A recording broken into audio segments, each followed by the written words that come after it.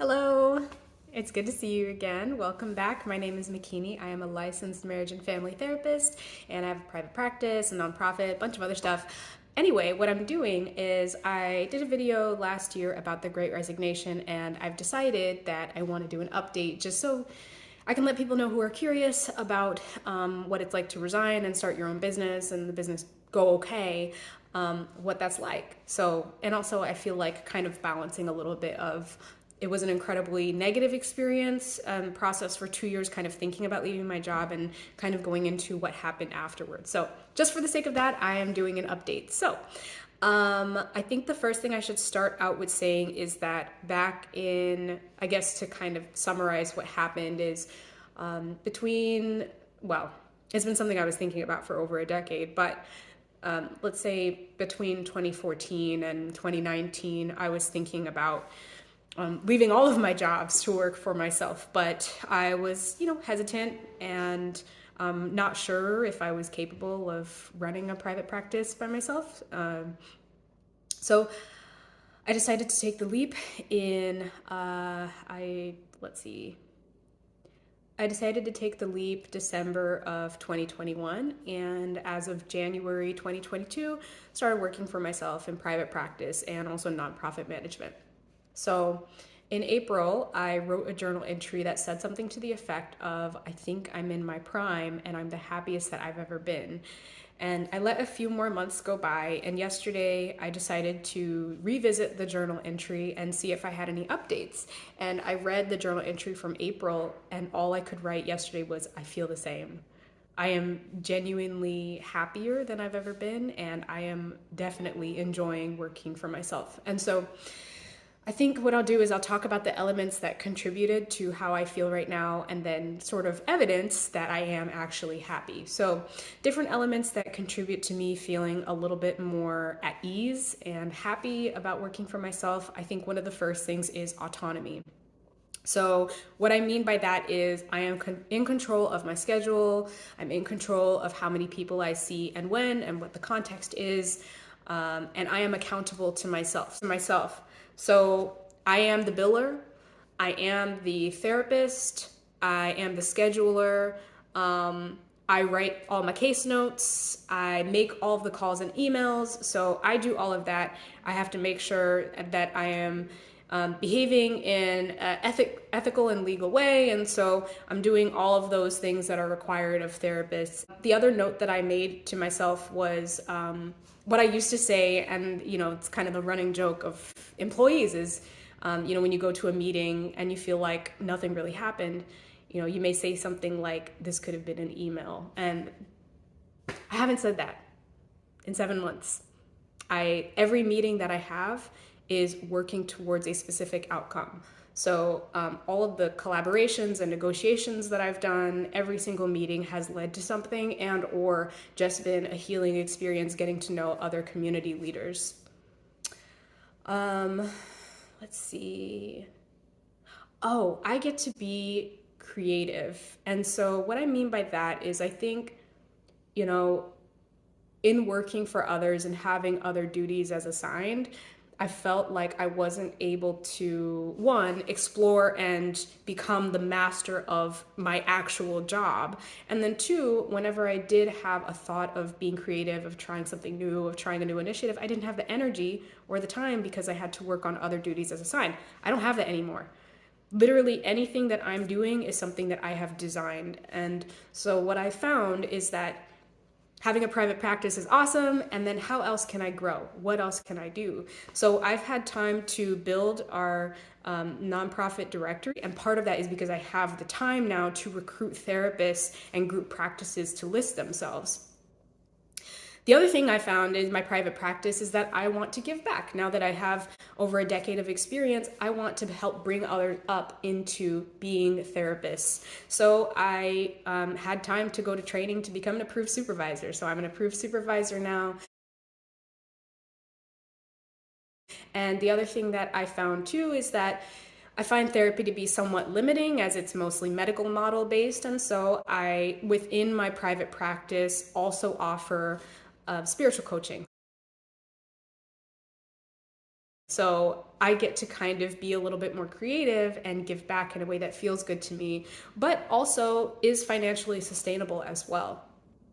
The other thing too with creativity is that I get to try out what kinds of billing I can be comfortable with or want to be comfortable with, and just kind of see other streams of income and other ways to provide clients with access to services, affordable access to services. So I was private pay only up to 2021, and I decided I'll start taking insurance and then I'll do EAP as well. And so I'm with 3 EAP companies and like 4 insurance companies, and I'm just kind of seeing which ones I prefer.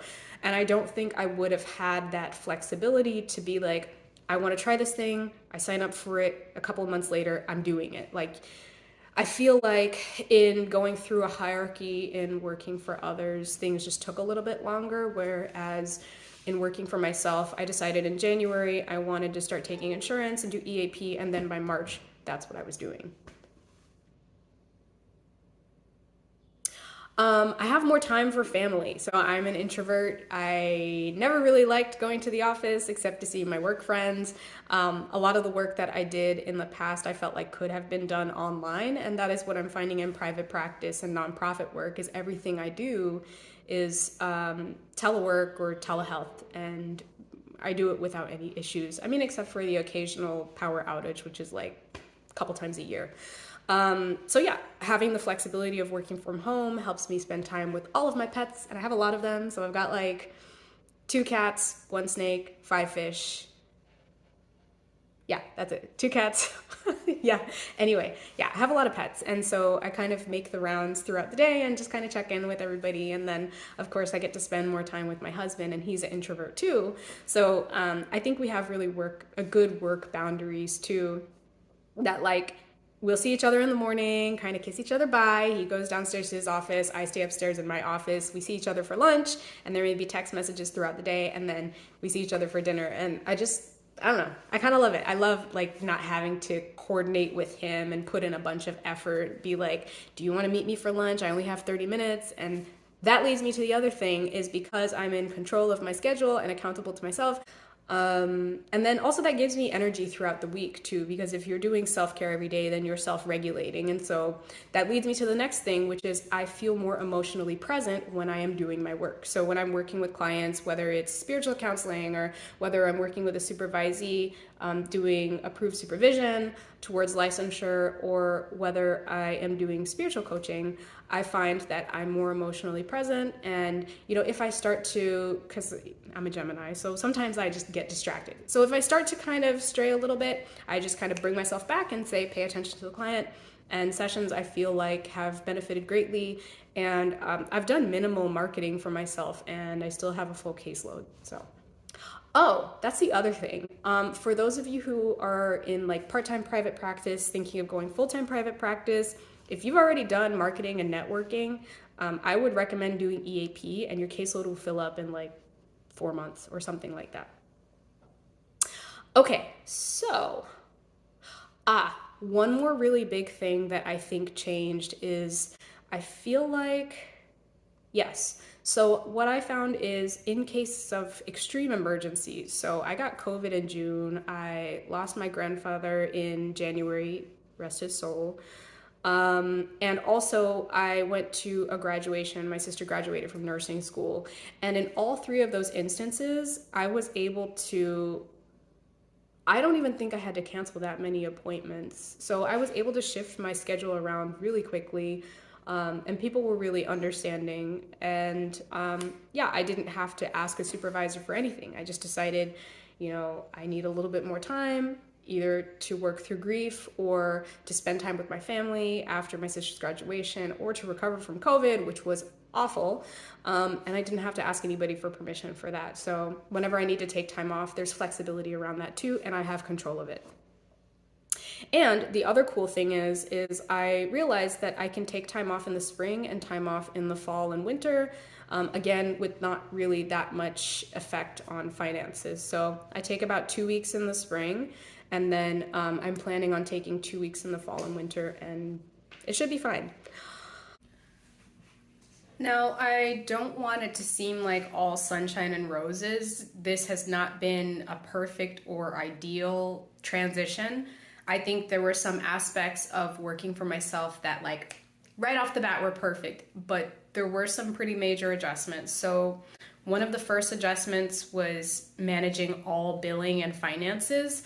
That was a learning curve for me. And so I transitioned January 1st into private practice, and receiving out of pocket was going pretty smoothly. But I think as far as taking insurance and figuring out EAP, it's July 27th now, and I just feel like I've gotten my footing on handling and managing all of that. So for billing, what I did was I created a spreadsheet. With regards to insurance, I went through One Health Port, and then once the credentialing piece was done, insurance companies started reaching out to me. So I did their credentialing, and that took maybe a month and a half. And I think with EAP, trying to decide what income range I was okay with, what company I wanted to work with, and then also what their fees, not just their fee schedule, but also their pay schedule was like, and whether that would work with my budget. So there were some adjustments around that. So I created an Excel spreadsheet to track all of this for one organization, one EAP organization that I work for or work with. I think it took 4.5 months before I received a paycheck, like the biggest paycheck. And then on average, it's anywhere from 40 days to like 50 days. So between receiving paychecks, it's not that consistent. And so I'm saying that for people who are new to private practice to expect that when it comes to insurance companies and EAP paying you, there may be a 30 to like 60 day wait period. Adjusting to that was not easy because, of course, when I was working for an employer, I was receiving a steady paycheck every 2 weeks. I could be like, oh, it's that time. In working for myself and contracting, doing a 1099 with other organizations, it is not easy. Waiting for somebody else's schedule that we didn't agree to together. So just make sure that you budget for that. That was probably the hardest thing to adjust to. The other difficult thing to adjust to, I think, was in having all of this freedom to be creative, to explore, oh, I want to be a supervisor, I want to be a spiritual coach, I want to be a nonprofit director. On top of having a private practice, I think I needed to draw a line between all of those different positions and what my schedule looked like, because as I kind of mentioned earlier, I had the perfect schedule figured out, but when I think about 4 or 5 other job duties, including speaking and all this other stuff, I had to figure out what I can actually make time for reasonably in the week. And what I found in the first 4 months or so was I would just pile on everything throughout the week. So when I wasn't seeing a client and I wasn't doing case notes and I wasn't billing, then I was working on a presentation, or I was working on outreach for the nonprofit, or I was working on training to become a supervisor, or on marketing for spiritual coaching. And so I found myself not necessarily burned out. I don't want to say it was burnout, but pretty close. Just maybe, what's the right word for it? I was overwhelmed. I felt by April or May, I felt very overwhelmed, like I am doing way too much. And so I came up with a few different things to tell myself to space things out, set my expectations of what I wanted to do versus what I could reasonably do. That I think I worked on was, I think what a lot of therapists experience is in seeing clients back to back doing private practice, it's easy to become a little bit frazzled. And so I put a little gap between sessions, like a 15-minute gap where I can go off and do a chore or take a quick walk around the block or just sit and drink some water or drink tea or listen to a good song to sort of reset, but also cleanse myself of the energy of, because when you're working with somebody, there is an exchange of energy. And I know there are a lot of therapists that are like, no, you just have to have really good boundaries. Well, yeah, but it's still heart work. You are still affected by listening to and experiencing and giving space for other people's feelings. And so I had to acknowledge that and say, no, I need a little time between sessions, and that's okay. So giving myself permission to not see people back to back so that I can reset and then be more present for the next person. That helped a lot too. I think the other big thing that needs to be noted is that I took a $60,000 pay cut to work for myself. So when I was working for an employer, I was making a lot more money than I am now. But this is passion work and heart work, and I'm really happy with it. And in many ways, I'm acknowledging my privilege in deciding to take a pay cut that big, especially during COVID and inflation. That was a huge and scary thing for me to do, but also incredibly privileged and feeling gratitude for being able to do it. So just be aware, when you're launching into private practice, it can be really slow start. I kind of diversify my income a little bit. And so I would say if I were doing private practice alone, it probably would be a $65,000, $75,000 cut instead of a $60,000 cut. So either way, the difference in income is significant, and I was lucky enough to have some savings, and I didn't really feel it at first, but I would say 7 months in, of course I can see and feel the difference, and thankfully a lot of the things that we wanted we have obtained and spent money on, and so the thing that I spend the most money on is food, and so it's a matter of just kind of budgeting around that. That's neither here or there. I took a huge pay cut to work for myself. And so just keep in mind that when you are taking the leap, there is a risk of taking a pay cut as well, and prepare yourself as best you can for that. Something that I've had to adjust to that I was thinking about reflecting on is just the concept of time and vacation and time off and when to feel really good and enthusiastic about upcoming time off. And so I think what I'll start by saying is when I was working for an employer before I started working for myself, it would be very structured. Monday to Friday was pretty rigid, and then I'd get 2 days where it feels like a weekend, and then sometimes throughout the year, different times off and vacation times that I would be really excited about taking off. But now that I'm working for myself, I have weekend and vacation kind of infused into my schedule every day. So I get a lot more time with my family. I can take phone calls and just kind of check in with them.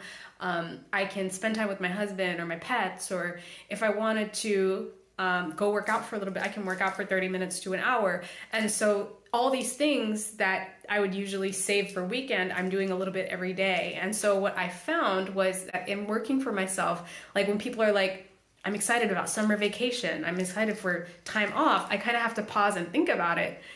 Do I have that same excitement that I had when it was something to look forward to as opposed to something that I experience every day? And so I'm kind of trying to be careful not to take that for granted, because certainly I prefer having a little bit of vacation every day, but then, I get to Friday and it's Friday's nice, but so was Monday, Tuesday, Wednesday, and Thursday, instead of oh man, this whole week was just awful and I cannot wait for Saturday to happen. And then the other thing I observe too is that I think even of Mondays a little bit differently. I don't have that same pang of anxiety in my stomach that I used to have, oh gosh, Monday's coming, I'm gonna have this whole task list to do.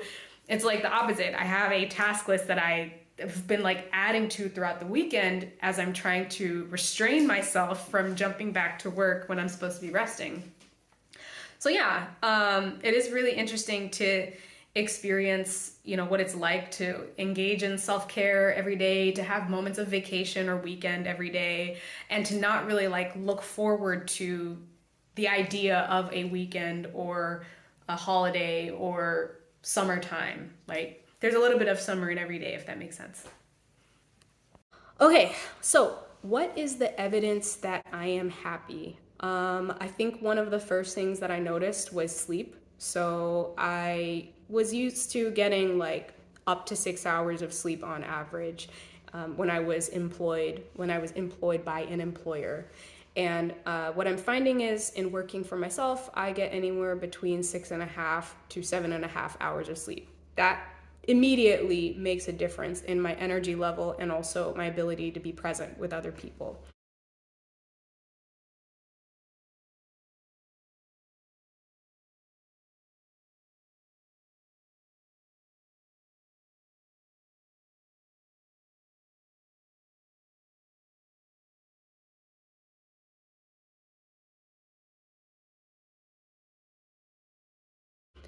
The other thing I notice is I don't have emotional breakdowns. And so the way I describe an emotional breakdown is feeling like there's too much on my plate, feeling like I am not able to live up to the values or the mission or the vision of the organization that I'm working for, feeling like I have jobs that I cannot fulfill. I can't serve the clients the way that I want to. And I'm talking about previous work, right? Which would lead to extreme tearfulness, symptoms of depression, low energy, low motivation.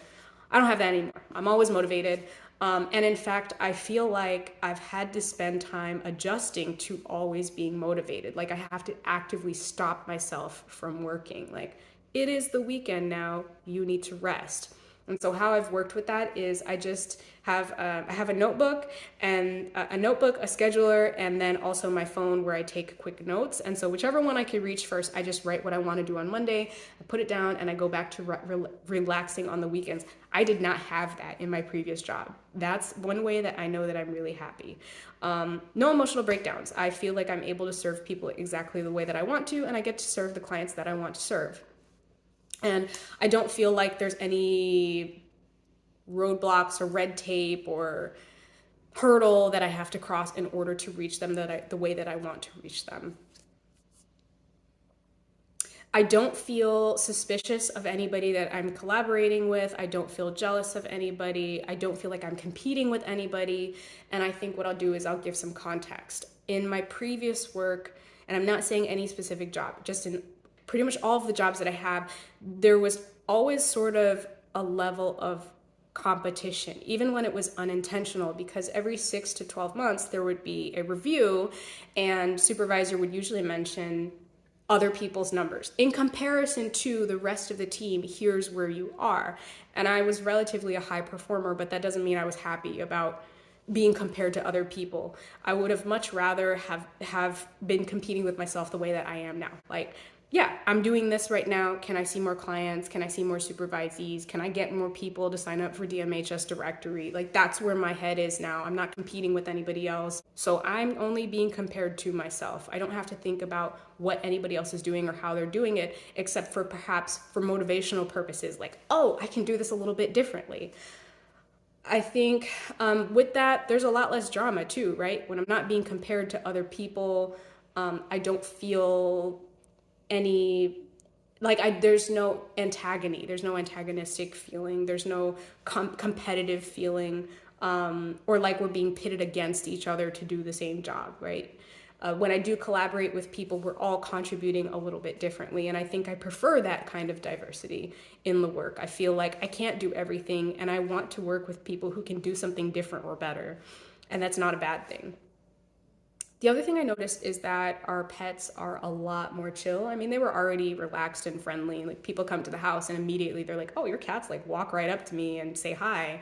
But more so now. They're way more relaxed than they were before. I'm like looking over at one of them and they're way more happy and relaxed. I think even, this is gonna sound weird, but I think even my snake may have noticed a difference. 'Cause, you know, for anybody who has reptiles, they're pretty observant, and I know they have short memories and all the things that people say about snakes not building an attachment. But anyway, I feel like mine has to some extent. He doesn't like move around his terrarium as much as he used to. He used to be a lot more active. I think when I was emotionally dysregulated, he was a lot more active, and now he kind of chills. He does still move around when he's hungry, but other than that, he's pretty relaxed, and he'll just kind of watch like, oh, that's interesting. Happy marriage, right? I think happy marriage reflects that the person is also happy and that things are relatively peaceful. And that's not to say that we don't have our issues or disagreements, but I feel like because I am doing work that I feel is fulfilling, I don't really complain about it, right? Like, I don't bring the work home, it's already here, but in the sense that I have nothing to complain about, really. I love what I do, and so I talk about loving what I do more often than not, and I have to like calm myself down and be like, he probably doesn't want to hear like how happy I am at work every single day. And so you know, I just generally, you know, for years, for like 3 or 4 years, he'd been telling me, you know, if you want to leave and go full-time private practice, I will support you. I really want you to be happy. So If you need to quit your job and work for yourself, I'll support you. And that is exactly what happened. And the cool thing about it is I had saved up, I think in the last video I talked about saving up some money. So for the first like 3 or 4 months, there would be sort of a soft landing and then transition into having income. And that is exactly how it went. For the first couple of months, while I was building up income, I was using the savings that I had. And so now I'm in a space where I'm not dipping into savings. And the other thing that I found was I generally have more expanded gratitude and patience as well. I feel like because I can be more present, I can look at things happening around me, and if something is somewhat upsetting, I can expand my patience a little bit and be like, it's gonna get figured out, it's gonna be okay. I'm generally more optimistic than I was in the last few years. I think the other thing I've noticed about myself is that I speak more carefully and maybe even more slowly than I used to. And to me, what that means is that I don't feel rushed. That's how it's coming across. That's what it feels like. I don't feel rushed to get an idea out. I don't feel rushed to think quickly. That's not to say that quick thinking is bad, but in my work, it's better to be thoughtful. And what I've found is in being more thoughtful and being more careful, and I'm using that word pretty loosely, but just putting consideration into responding, that gives my clients more time to think about what they want to say, to process what they're thinking and feeling, to feel it fully, to be more in touch with their emotions instead of just this quick, like, come on, you got to respond. I just asked you a question. That doesn't happen very much in my sessions anymore. And also what I noticed is it doesn't happen in my workshops anymore either. I think one of the things that, sometimes my family, they love me and support me, will watch some of my workshops. Like when I first started, I was like, hey, I did this thing, and they have a link here, check it out. And my mom would be like, you talk really fast. Are you excited or nervous? And I'm like, I'm nervous. I'm a motor mouth when I'm nervous. So that's the other reflection piece, is that I feel more comfortable in my work, in doing presentations. That's not to say I don't get nervous before. I think a lot of people have jitters and butterflies and all of that. I still get that. But when I actually get going in presentations, I recognize that people who are attending are getting something out of it. When I'm sitting with a client, I recognize that they are investing in themselves. It's not about me. So I do not feel rushed. And the other thing is that my husband is just a darling. And when I'm home, I get these treats. Like, he just runs to the store and comes back with a quick treat. And he's like, here, I got you something. And so yeah, that's another reason, a reflection or reason why I feel like so comfortable and happy with working from home is, his way of showing affection. His love language is gift giving, and one of my love languages is receiving. This is how I appreciate you. That feels good to me. So yeah.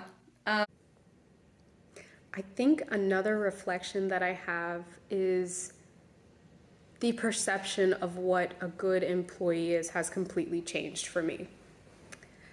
I'll give a few examples. In my previous jobs, when I was employed by an employer, I thought, if I was 5 minutes late, I was bad. If I took time off, I was bad. If I had any breathing room between appointments or meetings, I was bad. And what I found in working for myself is enjoying life and working isn't about being busy all of the time. I am an incredibly productive person, but part of being productive is knowing when I need to rest. So I have a 40-minute gap between sessions today, and I just tidied up my kitchen and spent time with my cats, and I still made really good money in between doing all of that. Like, I'm giving myself permission to not always be at my computer working and not feel bad about it. And I think that's part of why I also have the perception that I have a little bit of vacation and a little bit of weekend in every day. Not to say that I spend my vacations cleaning, but you know what I mean. I just look at work a little bit differently than I used to. I don't need to be busy in order to see myself as a good employee or productive. And in fact, I perform better in sessions and in workshops when I do have moments like this where I can just wind down and breathe and enjoy being alive.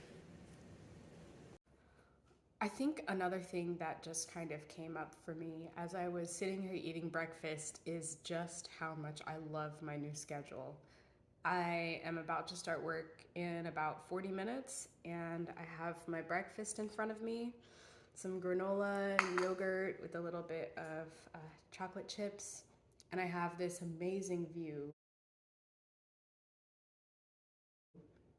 And there's about to be a heat wave, and I just can't stop thinking about how blessed I am to be able to work from my house. And it's just beautiful. I'm around my energy, which is really beneficial for anybody who's an introvert.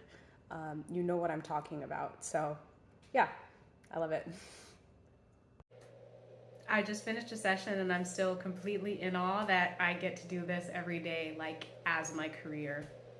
Yeah, it's awesome. It's October and I feel the same. It's December and I feel the same.